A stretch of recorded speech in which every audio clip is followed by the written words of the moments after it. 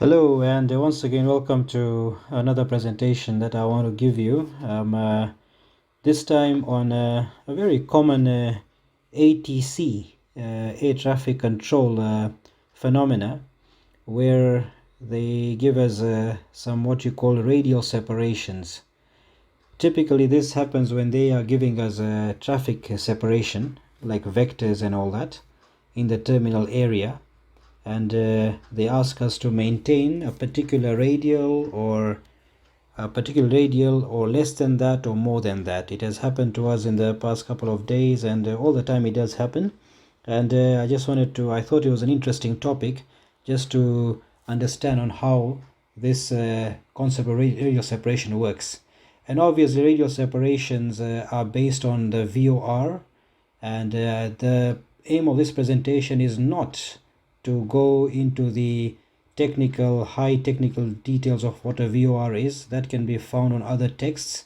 Only the basics of a VOR will be discussed here, and the main concept on how to separate yourself with another aircraft on a radial based separation is what I wanted to discuss here. My name is Mohammed Adam. I'm a captain on the Dash 8Q 400, and this is also one of my other presentations that I've thought of sharing with all of you. And it's not a very unfamiliar concept. Many of you know what I'll be talking about anyway, but just as a matter of interest for those of you who may not, it was my interest, rather, to just share this knowledge with you. So VOR is basically what you see in the background here is a typical VOR station. It's quite a massive thing, and it's giving out signals in the form of angles from where it is outwards. So the signals are all coming from the VOR station going outwards towards the what I can say is that outwards would be the best description, rather. So here's a pictorial view, a diagrammatic view of a VOR. So basically the VOR, if you can see the cursor here, would be exactly at the center, and it's emanating all the radials. Here, for simplicity and clarity, the figure shows 10-degree separations, but it's all from 1 degree all the way to 360 degrees. Okay, so the one, if we had to put all that, the picture would look a bit messy, so it's better for clarity purposes. We use in 10-degree intervals, and these are also typical radials that are also used in terms of runway designation and also radial separation that ATC can give us. Okay, so basically what a VOR is that it's VOR stands for very high frequency omnidirectional radio range. Omni means occurring at the same time, so it's all around, and that's most of you might be familiar with that definition. And radials, as I said, they emanate or originate from the station, from the VOR. They're going outwards. They don't go inwards, they go outwards. Okay, that's another thing. Just like the spokes of a bicycle, that's what many texts also describe, if you happen to read such text. The other interesting bit about a VOR, that all VORs have a frequency range. In this case, it's 108 to 118 megahertz. In contrast, localizer frequencies are also, ILS frequencies also have a particular range, which I'll discuss later when I do some ILS videos as well. And VOR is subject to what you call line of sight operations, meaning that if you are low, you've got to be close. If you are high, you can be far. Reason is that line of sight means there's interference with the ground terrain and distortion of the signals. So if you are low, you got to be closer to the station to pick up a satisfactory signal to know your position in relation to the VOR. That's one of the drawbacks, but that's how the VOR is designed. And in the aircraft, depending on the aircraft you fly, every aircraft has got its own characteristic display of the needles, from a conventional hard needle that we normally find in, let's say, training aircraft like the Cessnas and the like, to other digitalized needles on glass cockpit aircraft like the Dash 8 which I fly, and other sophisticated aircrafts as well. So the tail of the needle, which you'll recall from your flight school days, is where the radial is. The tail, the back part of the needle, is the radial you are on. The front part of the needle is basically where you are going. So if the radial and the front part are coinciding, means you are going outbound. Okay, but if you are going inbound, it means that the radial will be on your tail and the front part will be the reciprocal of the radial that you are on. Okay, so something like that you might have come across as well. And of course we'll have a simulation in a moment where I want to show you this practically. So let's go on and let's move a bit more further, and then we can actually even discuss some other stuff as well on this concept. So now very typical instructions that ATC can give. They've given to us many times. All of us go through this. They say that, okay, there's traffic in your vicinity, maybe at your so and so direction in terms of a clock description, like 2 o'clock or 1 o'clock or 12 o'clock or 3 o'clock or whatever. All right, and then they say in order to separate yourself from this traffic, so that, let's say for example, you are climbing out of a station, right? And in order for you not to, let's say, get climb restrictions, you want to keep climbing, you can actually follow an off-course radial, all right, and you can continue climbing on that radial until you are clear of the traffic. The same applies if you are coming for a descent. Okay, if you are conflicting with each other, one will go to the right, one goes to the left. In that way, the other one can continue climbing if he or she is climbing, and you can continue descending on that particular radial until you are clear of the conflict. Then you can resume normal navigation. All right, so all this is done to facilitate the flow, so you don't let's say stay at a very, very high altitude when you are close to the airport, or you don't stay very, very low when you are coming out of the airport going outbound. So this is the whole purpose of radial separation, just to facilitate in the flow, if it is possible, depending on the situation which is happening around that area. Okay, so if you see, the ATC instruction here says intercept radial 180 for traffic separation, maintain radial 180 or less. Now this is where the confusion was happening. Or less or more are the phrases that I want to just clear out here once and for all. So in this diagram here, you have the VOR station, and in the center you've got the aircraft. This time the aircraft is actually heading outbound, as you can see, and it is actually on the radial 180. I am going to play a simulation on one of the Majestic softwares to show a practical example, which is way near the real thing. So you can see that this aircraft is actually on radial 180. So if you are going to go outbound, you can clearly see that 180 or less is this region here. 180 or less. All these are less radials, all the ones going towards the left. So there is a rule that you can actually note. If you are going away from the station, and if you are told to maintain a particular radial or less, you turn left. If you are going away from the station and you are asked to maintain a particular radial or more, you turn to the right. Okay, that makes sense. That's correct sensing. Okay, that's very important that you understand that. Now with in another scenario, we have the same instruction. Okay, intercept radial 180 for traffic separation, and then they say maintain radial 180 or less again. All right, for instance, remember in the first one you turn to the left, but this time the aircraft is going towards the airport, towards the station. Okay, so now for it to maintain 180, which is it's already on 180, but less, which way will it turn? If you have said right, you are quite right.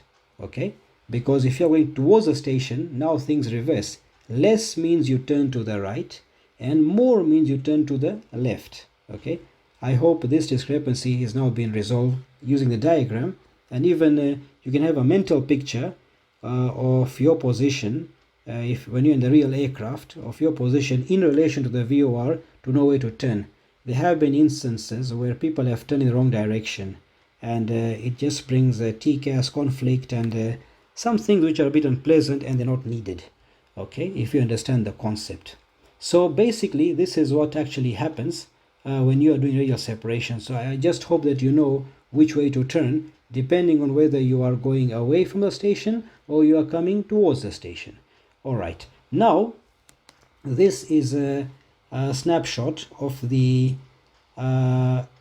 compass rose of the Dash 8. This is obviously from the Majestic software, but it is near real in as far as the concept is concerned. So this setting has been already done on the simulation that I want to show you as I move on in this presentation, and I want to just show you a couple of things on how to interpret this display.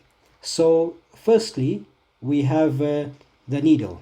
That's the needle, and the back part of the needle is where the orange arrow is, and the front part is basically this part here, which has a circle and a straight line. All right, so that's the needle pointing backwards. Okay, so that's the tail where the radial is on right now, whatever that radial is. It's a 19, maybe around 200 and something, 201, 202 maybe, for example, and that's the needle.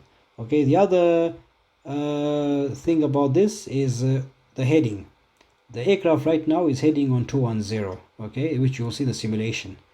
All right, and we are, remember, we are asked to intercept radial 180. Okay, so I'm just showing you the features for now, and the next part is the heading. So this is the intercept heading. The radial 180 is here, okay, where the CDI is pointing. That's where we have set 180 on the course. So whenever we want to intercept a radial, you know, we set the course knob to the radial, okay, which is 180 in our case, okay, and it's telling us, the CDI is telling us that for you to intercept this radial, you have to turn to the left. So intercept angles are around 30 degrees. So 180 minus 30 is around 150. So heading of the aircraft is at 150. All right, so that's the heading. And as I just said, the CDI is showing that to go to this radial, you must turn to the left. And the next thing is the to and from indicator. Right now we are going outbound on this particular situation. So the arrow is pointing backwards, telling us that the VOR is behind you and you are going away from the VOR. Okay, and that's about it. Now what we're going to do, we're going to actually talk more when we play the simulation, and let's see how much we understand on that one. So join me in the simulator on the Microsoft Majestic Dash-8 Q400, which is a near real simulator for now, which shows the basics of many concepts which a real aircraft can do. Okay guys, so here the situation is like this. The aircraft is at 14,000 feet. We have been asked by ATC to intercept a radial 180 outbound. So we take our course knob and we set 180 as our outbound radial to intercept in this case, and then we take the heading and we set a 30-degree intercept heading, which is to the right, because it's telling us that if we want to intercept the 180-degree radial, it's going to be, we have to fly to the right. The CDI tells us fly to the right. That's what it says here. The aircraft is here, the CDI is on the right hand side of the aircraft symbol, means it tells us that you must fly to the right to intercept the 180-degree radial. So 30-degree intercept will be 180 plus 30, which is 210. Okay, so what we do in this aircraft, we take the course knob. We have to set the proper frequency of the VOR station. Take the course knob, set the radial. That's what we've done here. We've already set the 180 on this blue needle here, all right, which is also indicated as a VOR 180 degrees.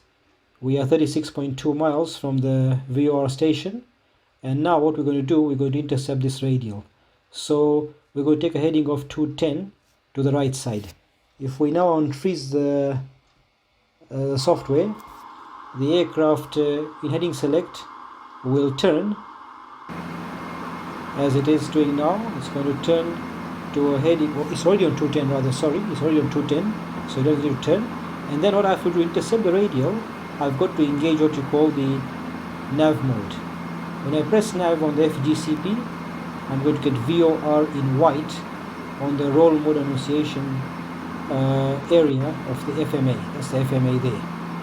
Okay, so now what's going to happen, we are doing this in two parts. First we're intercepting the radial, and then we'll be following the instructions of following 180 degree or less. So here we go. The CDI is alive, it's coming towards the center, and the FMA roll mode annunciation has changed to VOR, meaning that now it's capturing. Okay, and the moment the radial is captured, the aircraft will turn towards that radial as it's doing now, and you can see it's turning.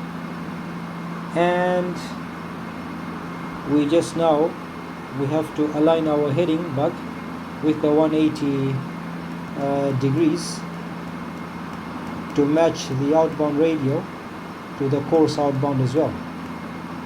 So there we go, that's 180, and that is, in a moment it will be aligned. And what I want you to do is to keep your eye focused on the white needle.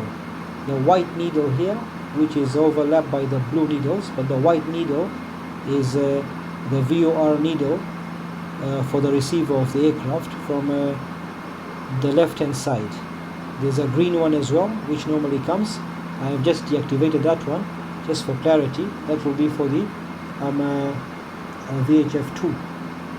Okay, so there we go. Now we are comfortably about to be settled on the 180 degree radial outbound as instructed by the ATC. Once we intercept this radial, now we will follow further instructions. And as stated in the example previously, we might have traffic, so the ATC rather will say, what radial are you on? So we'll say we are following radial 180 degrees outbound at 49 miles from the VOR station. So then they will come and say, maintain that radial or less. If you remember, going outbound is correct sensing. Left means to the left, and less means to the left, and more means to the right. So now I want you to focus on the white needle here. Right now it's on 180 because we're on that radial. And if you remember, I said that the tail of the needle shows a radial.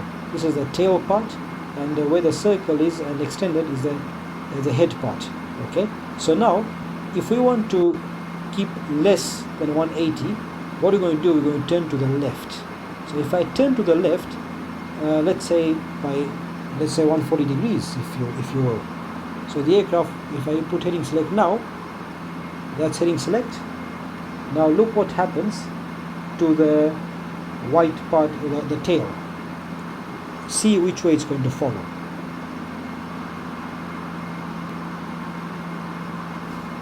I might just speed up a bit so that we can do the other part as well. So I'll just speed up the rate.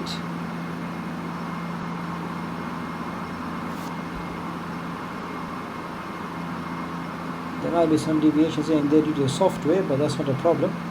So look at what happens to the white part, the tail part. You can see clearly that it's now shifting towards the left.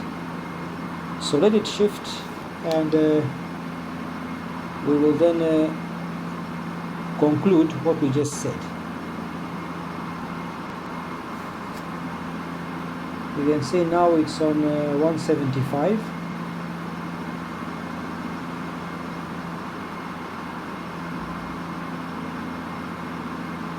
And you can clearly see that it's moving towards the left, meaning it's decreasing in size, as we were instructed to follow radials that are 180 degrees or less. And you can clearly see what's happening. The radials are decreasing. This is all I wanted you to appreciate in this part of the presentation. So we'll continue moving a bit more, and you will see that the radials are decreasing. So now we are on radial 170, as you can see. Okay, there's 170 here. Okay, and that's it. Now what we can do, let's go towards the station. Okay, you can clearly see now, it's very clear that it's indeed left means less. So now what we're going to do, I'm just going to return to the normal, and I'm going to turn towards the station. Okay, so I'll use heading select, and I'll turn, this time I won't intercept any radials. Okay, I'll just show you the less concept when you are going towards the station, or the more concept, depending on what the ATC asks you to do. So I can just do that, and I want to just go towards the station. The station, by the way, is Delta Victor Lima DVL, which is shown here. That's what I'm using as my reference. So now the aircraft is actually coming toward the station. Now what I can do, I can show you one more thing. We can also talk of homing. So now look at this. When I shift the course knob and I rotate it such that the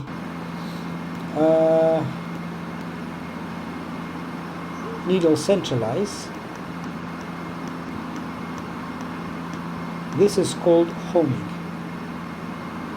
If I do this and if I press nav, immediately VOR, as you can see, it's VOR here. So now the aircraft will try and maintain this radial to the station. Okay, what I can just keep doing is maybe just keep centralizing it until the wings are level, and now the aircraft is actually homing to the station.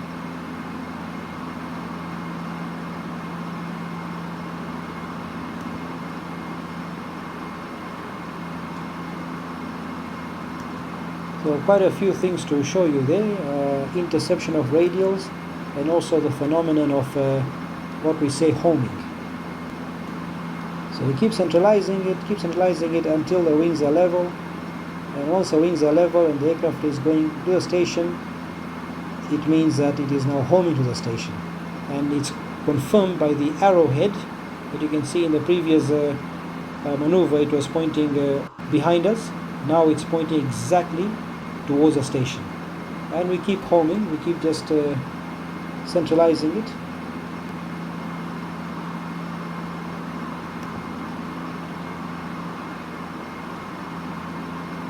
Normally the DME should be appearing here, but there's a software problem maybe, because we are within 200 miles and very much less for the signals to be captured by the VOR. But as I said, it's just software. It does show a lot of realistic phenomena. That's why we are using it for the explanation. Right, there we go. We are now wings level. Now we want to ask each other some questions. I'm going to pause the simulator here once it's completely wings level, and I just want to make sure that the needle is near centralized. Okay, there we go. Okay, as it is a software, so it has some lags and some defects and whatever, but anyway. So let me pause the simulator now, and now I want to ask you, what radial are we on? That's my question. And to do that, you must always remember the radials are always going to be shown at the tail portion of the white needle. The white needle is here where my cursor is, and right now I can say that my radial should be around 172 or 3 degrees, somewhere around there. Okay, that's what I can say. Okay, and what you could do is that you can actually just take this 353, okay, subtract 200 to give you 153, and add 20.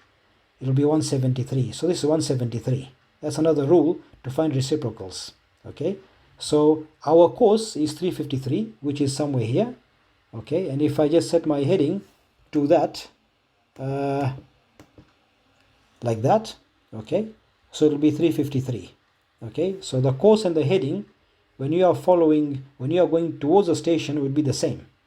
Okay, so now the reciprocal radial is, in this case, you just subtract 200 and add 20, so it's going to be 173. Now ATC comes and says, all right, you can maintain 173 or less. So 173 or less, what does it mean? It means that, if you remember, if you're going to the station, things are a bit reversed. Less now means to the right and more means to the left. So what I'm going to do, I'll say, okay, fine. What I'll do, I'll pick up a heading to the right. So somewhere around there, for example, just a right heading. I want you to observe the tail portion of this needle to see where it's going to move. If we are correct, it's going to move to the lesser side, which is this part here. Okay, so I'm going to go heading select like that, and then I want to see what the aircraft does when I do that. So I've unfreezed the simulator, and now we're going to pick up a heading of around 029, maybe that's 027 or 030 is also very good. Now all you want to do here is to observe the tail portion of this, see which way it's moving. It was on 173. If we are doing the correct thing here, it has to move towards in a anti-clockwise manner. Okay, here, let's see what happens. So again, what I'm going to do, I'm going to just speed up a bit of the rate just for saving time.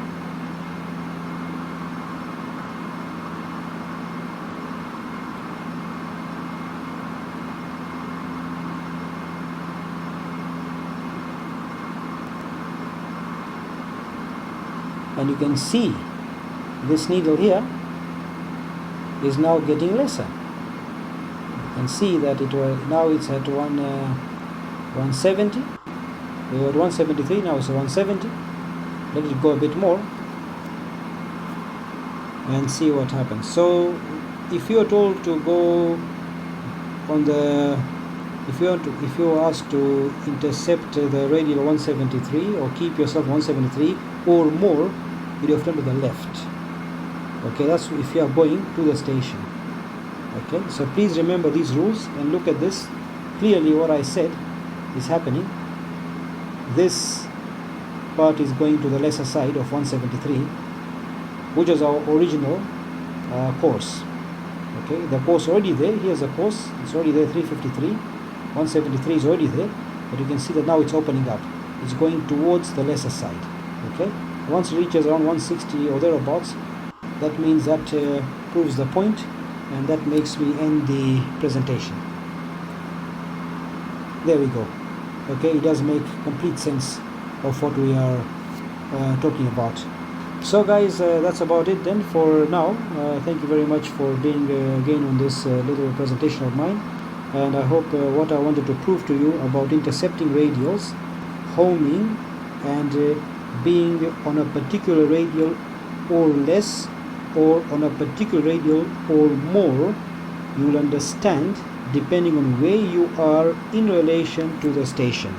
Okay, and please go a bit back as well of the presentation and get the rules correctly done, so you don't end up on the wrong place, all right, and end up maybe in some sort of conflict with traffic, for example, which won't be very nice. Okay, till the next time, please stay safe and bye bye.